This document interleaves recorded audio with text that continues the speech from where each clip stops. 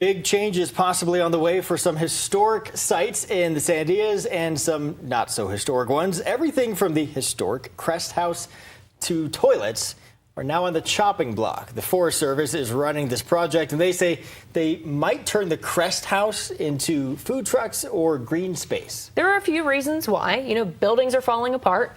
There are expired special permits. But before they start tearing things down, they do want to hear from you. So we sent Morgan Stevens to the summit today. Morgan, you got to get a look at some of those buildings for yourself. So what did you see? Tessa, Trevor, up at 10,678 feet of elevation. The air was crisp.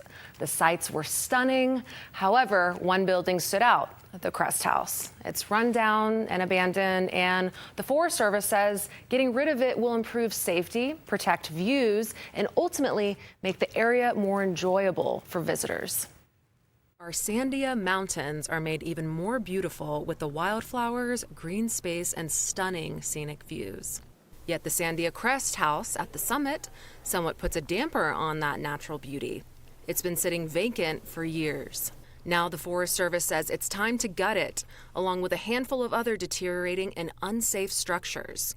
With a full demolition, they say they could accommodate food trucks, green space, or walking paths in the future. The properties on the line include 4 vault toilets, 2 recreation houses, and the Sandia Crest House, which once served as a restaurant and gift shop. It sits at one of the highest antenna farms in the world for TV and radio, but now the building is vacant, run down, and considered dangerous. The Forest Service says tearing it down will improve safety, protect scenic views, and ultimately make the space better for visitors. One idea on the table?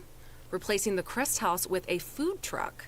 One visitor I spoke with says she's not sure how that's going to work with the terrain. I was really hoping to go to the gift store to see and get maybe a magazine or history or something, and so that's too bad.